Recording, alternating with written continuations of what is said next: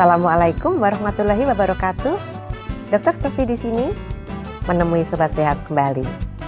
Ini adalah video saya yang ke-487 yang akan menjelaskan tentang konsep pembinaan terpadu. Seperti yang sudah diuraikan dalam video 486 bahwa salah satu tugas Dinas Kesehatan Daerah Kabupaten Kota adalah melaksanakan pembinaan dan pengawasan terhadap penyelenggaraan puskesmas yang diarahkan untuk peningkatan kinerja program dan peningkatan mutu pelayanan pada masyarakat yang dilaksanakan secara terpadu dan berkesinambungan. Untuk itu, konsep pembinaan yang dilakukan oleh Dinas Kesehatan Daerah Kabupaten Kota kepada puskesmas harus terpadu antar program dan berkesinambungan. Dengan demikian, pembinaan yang dilakukan oleh setiap program seharusnya merupakan bagian dari pembinaan terpadu Dinas Kesehatan Daerah Kabupaten Kota terhadap puskesmas. Pembinaan terpadu dilakukan dengan membagi habis puskesmas yang ada di wilayah Kabupaten Kota ke dalam beberapa klaster binaan sesuai dengan kebutuhan dan ketersediaan sumber daya yang ada di Dinkes Daerah Kabupaten Kota. Selanjutnya, setiap TPCB melakukan pembinaan kepada puskesmas yang ada dalam klaster binaannya. Bentuk pembinaan yang dilakukan oleh TPCB harus sesuai dengan lingkup permasalahan yang dihadapi oleh masing-masing puskesmas dalam konteks konsep kewilayahan. Pembinaan dapat berbentuk peningkatan kemampuan teknis dan manajerial atau tata kelola pelayanan dan tata kelola institusi pelayanan kesehatan. Peningkatan kemampuan teknis dilakukan oleh puskesmas agar puskesmas memiliki kemampuan dalam pemberian pelayanan yang bermutu pada UKM maupun UKP, pelayanan pendukung yaitu kefarmasian, laboratorium, keperawatan, kesehatan masyarakat, program Indonesia Sehat dengan pendekatan keluarga atau PISPK dan program mutu puskesmas, meliputi perbaikan program strategis, pengukuran indikator mutu, pelaporan insiden keselamatan pasien, dan upaya pemenuhan standar pelayanan yang akan dinilai melalui survei akreditasi. Peningkatan kemampuan manajerial diberikan agar puskesmas mampu melakukan pengelolaan sumber daya dan program secara efektif dan efisien melalui proses manajemen puskesmas. Pembinaan puskesmas oleh Dinas Kesehatan Daerah Kabupaten Kota harus melakukan pembagian klaster binaan, pengorganisasian, dan penguatan kapasitas TPCB. Pembinaan dan pengorganisasian tim pembina klaster binaan. Untuk menetapkan klaster binaan, Dinas Kesehatan Daerah Kabupaten Kota mengadakan pertemuan internal yang dipimpin oleh Kadinkes Daerah Kabupaten Kota dan dikoordinasikan oleh bagian sekretariat Dinas Kesehatan Daerah Kabupaten Kota. Pertemuan internal tersebut dihadiri oleh seluruh pejabat struktural untuk menyepakati kriteria pembagian klaster binaan. Sekarang kita akan bahas pembagian klaster binaan. Pembagian klaster binaan harus berdasarkan kesepakatan seluruh bidang yang ada di Dinas Kesehatan Daerah Kabupaten Kota yang dipimpin oleh Kadinkes Daerah Kabupaten Kota. Untuk menentukan kriteria pembentukan kelompok dapat menggunakan salah satu maupun kombinasi dari kriteria-kriteria berikut. Pertama, klaster binaan berdasarkan akses, kondisi geografi, dan transportasi. Satu klaster binaan terdiri dari beberapa puskesmas yang letaknya berdekatan dan mudah diakses satu sama lain. Kedua, klaster binaan berdasarkan sumber daya di Dinas Kesehatan Daerah Kabupaten Kota. Misalnya SDM di Dinas Kesehatan Daerah Kabupaten Kota. Ketiga, klaster binaan berdasarkan ketersediaan dana operasional. Apabila dana operasional di Dinas Kesehatan tidak terlalu besar, maka jumlah klaster binaan sebaiknya menyesuaikan dengan ketersediaan dana yang tidak terlalu banyak.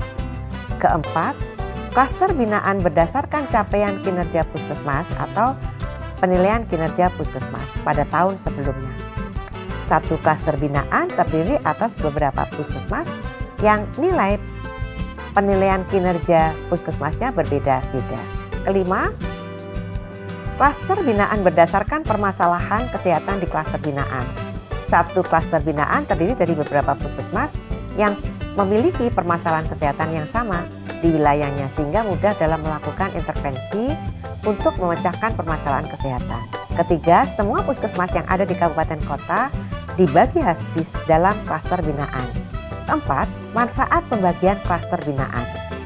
Adapun manfaat dari pembagian klaster binaan itu adalah pertama, pembagian klaster binaan ditujukan agar semua puskesmas mendapatkan pembinaan terpadu dari Dinas Kesehatan Daerah Kabupaten Kota dan meningkatkan efektivitas dan efisiensi pembinaan dari Dinas Kesehatan Daerah Kabupaten Kota.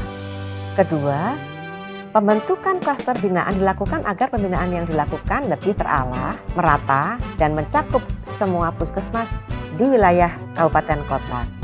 Selain itu, setiap klaster binaan memiliki penanggung jawab dari Dinas Kesehatan Daerah Kabupaten Kota. Pembinaan tersebut harus memiliki indikator keberhasilan kinerja, baik dari sisi Dinas Kesehatan Kabupaten Kota sebagai pembina maupun dari sisi puskesmas sebagai objek yang dibina. Kita lihat gambar 2 contoh pembagian klaster binaan. Selanjutnya kita akan bahas bagaimana pengorganisasian tim pembina klaster binaan atau TPCB ini.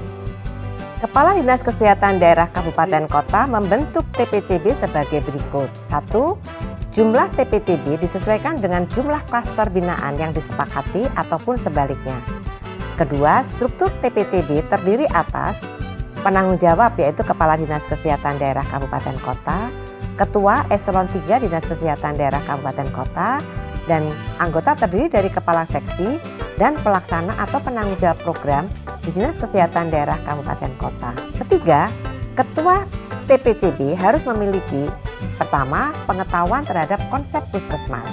Kedua, kemampuan kepemimpinan. Ketiga, kemampuan pembinaan teknis atau manajemen. Ketua tim bertanggung jawab langsung kepada Kepala Dinas Kesehatan Daerah Kabupaten Kota.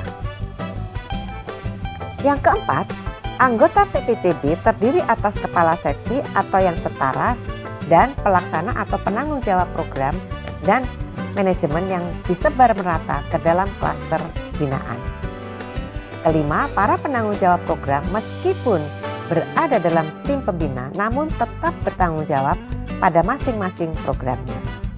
Keenam, keanggotaan tim pembina dan pembagian klaster binaan ditetapkan oleh Kepala Dinas Kesehatan Daerah Kabupaten Kota dalam satu surat keputusan. Ketujuh, TPCB dapat dibantu oleh unsur lain dalam pelaksanaan pembinaan yang bersifat teknis sesuai dengan kebutuhan pembinaan seperti pelibatan organisasi profesi, surveyor yang berdomisili di kabupaten kota tersebut, FKTP dengan kelulusan akreditasi minimal utama atau pihak lain yang terkait. Pelibatan unsur lain ini bersifat ad hoc yang dapat diperkuat dengan surat tugas dari Kepala Dinas Kesehatan Daerah Kabupaten Kota. Contoh pembagian tim dan klaster binaan berdasarkan jumlah bidang di Dinas Kesehatan Daerah Kabupaten Kota sebagai berikut. Jika di Dinas Kesehatan Daerah Kabupaten X terdapat 4 bidang dan 1 sekretariat, maka komposisi susunan TPCB dan pembagian klaster binaan digambarkan pada tabel ini. Bisa dilihat di layar video. Posisi Kasubag, Kasi, jabatan fungsional dalam satu klaster binaan tidak berasal dari unit yang sama. Kita lihat tabel 1 adalah contoh daftar keanggotaan tim pembina klaster binaan pelayanan kesehatan. Sobat Sehat bisa melihatnya di layar video. Puskesmas yang telah ditetapkan sebagai puskesmas percontohan berada di klaster yang pembinaannya diketuai oleh bidang pelayanan kesehatan. Contoh pada tabel yang bisa kita lihat pada layar video. Puskesmas sebagai percontohan berada di klaster Bougainville. Dalam menjalankan tugas pembinaan, maka setiap anggota TPCB harus mengetahui tugas masing-masing sehingga akan mempermudah dalam pelaksanaan pembinaan di puskesmas. Pembagian tugas TPCP dapat dilihat pada tabel 2 berikut ini. Tabel 2 adalah pembagian tugas ketua dan anggota TPCP. Kita lihat di layar video, ketua tim itu adalah memimpin anggota tim untuk mempelajari kembali rencana pembinaan yang telah disusun dan membuat penjadwalan pembinaan bersama. Kemudian menjelaskan kembali tujuan pembinaan terpadu dan mensosialisasikan kepada anggota tim. Kemudian memutuskan prioritas dan strategi pembinaan klaster atau binaan bersama anggota tim. Mengorganisasikan anggota tim untuk melakukan rencana pembinaan sesuai jadwal yang telah disepakati berdasarkan urutan prioritas. Kelima, memimpin pembinaan ke klaster binaan, baik melalui forum pertemuan pembahasan mekanisme umpan balik maupun kunjungan ke lapangan. Keenam, melakukan evaluasi tentang hasil pembinaan dan menyusun rencana tindak lanjut pembinaan. Selanjutnya, kita bisa melihat tugas dari anggota tim TPCP. Pertama, membuat jadwal pembinaan sesuai arahan dari ketua tim dan kesepakatan bersama. Kedua, memahami tujuan pembinaan terpadu. Kemudian yang ketiga, menyusun prioritas dan strategi pembinaan klaster sesuai arahan ketua tim. Keempat, menyiapkan bahan pembinaan dan menyerahkan bahan ke ketua tim. Bahan pembinaan berdasarkan hasil analisis data sesuai hasil exercise pada rapat koordinasi. Kemudian yang kelima, melaksanakan pembinaan ke klaster binaan bersama ketua tim. Yang keenam, merangkum hasil temuan yang didapatkan pada waktu pelaksanaan pembinaan serta menyusun laporan pembinaan untuk diserahkan ke ketua tim. Seluruh anggota TPCP setelah dibentuk harus memiliki kemampuan kepemimpinan manajerial dan teknis program sesuai dengan tugas dan fungsi masing-masing. Selain itu, anggota TPCP harus memiliki kemampuan dasar tentang tugas pokok dan fungsi organisasi Dinas Kesehatan Daerah Kabupaten Kota. Antara lain, pertama, kebijakan nasional dan kebijakan pelaksanaannya di provinsi dan kabupaten kota. Kedua, standar plan minimal bidang kesehatan. Ketiga, manajemen puskesmas. Keempat, tata kelola mutu di puskesmas. Kelima, konsep rujukan upaya kesehatan masyarakat atau UKM dan upaya kesehatan perseorangan atau UKP secara horizontal maupun vertikal.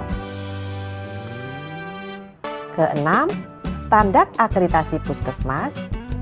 Ketujuh, analisis data dan informasi.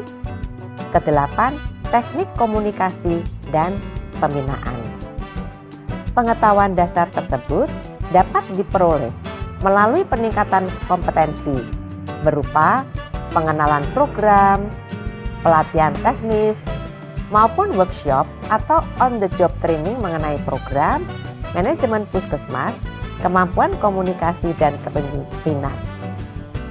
Selain pengetahuan dasar, masing-masing anggota TPCP harus memiliki pengetahuan dan keterampilan yang memadai terkait NSPK, program mutu pelayanan kesehatan, akreditasi, dan manajemen program masing-masing sebagai bahan untuk disampaikan ke puskesmas pada saat dilakukan pembinaan. Selanjutnya kita akan membahas penguatan kapasitas TPCP. Penguatan kapasitas TPCP dilakukan dengan pertama pengenalan peran, tugas, dan fungsi antar bidang dan sekretariat. Pengenalan peran, tugas, dan fungsi antar bidang dan sekretariat dalam organisasi Dinas Kesehatan Daerah Kabupaten Kota dilakukan oleh Kepala Dinas Kesehatan Daerah Kabupaten Kota sesuai peraturan daerah tentang organisasi Dinas Kesehatan daerah kabupaten kota masing-masing.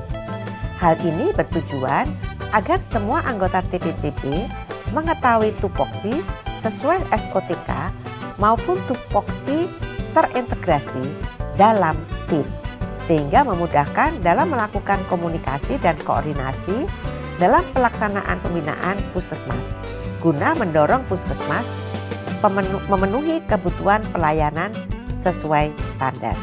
Kemudian yang kedua, pengenalan NSPK oleh masing-masing kepala bidang.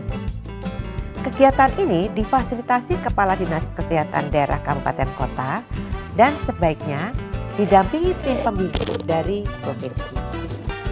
Semua anggota TPCP harus memahami peraturan ataupun pedoman standar yang terkait dengan pelayanan kesehatan tingkat pertama atau primer. Ketiga, pengenalan program dan manajemen sumber daya. Kegiatan ini dilakukan oleh masing-masing kepala bidang yang difasilitasi oleh Kepala Dinas Kesehatan Daerah Kabupaten Kota dan sebaiknya didampingi tim pembina dari provinsi.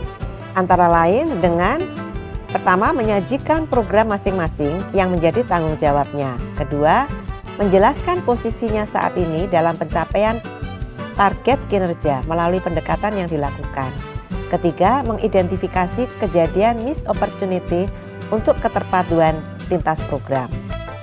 Kemudian yang keempat, menjelaskan perlunya keterpaduan program-program untuk keberhasilan pencapaian hasil program bagi kelompok sasaran yang menjadi target bersama dalam upaya memenuhi kebutuhan pelayanan pada setiap tahapan siklus hidup dengan kejelasan peran, tugas, dan fungsi dari masing-masing bidang, seksi, dan pelaksanaan pelayanan.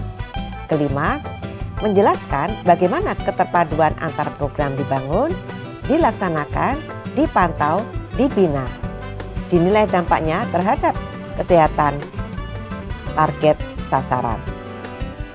Kemudian yang kelima, menjelaskan adanya peluang untuk membangun kerjasama terpadu dengan lintas sektor terkait. Ketujuh, semua data diperoleh akan digunakan sebagai bahan penyusunan rumusan perbaikan. Selanjutnya, pengenalan manajemen puskesmas, tata kelola mutu dan akreditasi puskesmas. Kegiatan ini dilakukan oleh TPCP yang difasilitasi Kepala Dinas Kesehatan Daerah Kabupaten Kota yang mengacu pada pedoman manajemen puskesmas, pedoman tata kelola mutu di puskesmas, dan standar akreditasi puskesmas sesuai dengan ketentuan peraturan perundang-undangan. Kemudian dilakukan peningkatan kemampuan dalam mengolah dan menganalisis data-data. Data dan hasil analisis data tersebut merupakan dasar dalam pelaksanaan pembinaan pada klaster binaan yang sudah ditentukan. Selanjutnya, peningkatan kemampuan dalam pelaksanaan pembinaan. Selain memiliki pengetahuan dan kemampuan teknis di masing-masing bidang, maka Dinas Kesehatan Daerah Kabupaten Kota juga perlu memfasilitasi TPCP dalam upaya meningkatkan kemampuan dalam pelaksanaan pembinaan. Misal, bagaimana melakukan pembinaan yang benar dan baik, yang mampu menggali masalah yang dihadapi oleh masing-masing pelaksana pelayanan untuk bersama-sama dicarikan pemecahannya. Selanjutnya, melakukan pelatihan teknis atau workshop atau on the job training bagi anggota TPCP. Agar anggota TPCP memiliki skill yang diharapkan, maka perlu dipertimbangkan untuk dilakukan pelatihan teknis, workshop atau on the job training mengenai program, manajemen puskesmas, tata kelola mutu di puskesmas, kemampuan komunikasi, dan kepemimpinan. Demikianlah Sobat Sehat, di video 487 ini kita telah membahas tentang pengertian, manfaat, dan tujuan pembinaan terpadu. Kita akan bertemu di video 488 untuk membahas tentang konsep pembinaan terpadu. Saya tetap mengundang masukan dari Sobat Sehat. Silakan sampaikan di kolom komentar. Wassalamualaikum warahmatullahi wabarakatuh.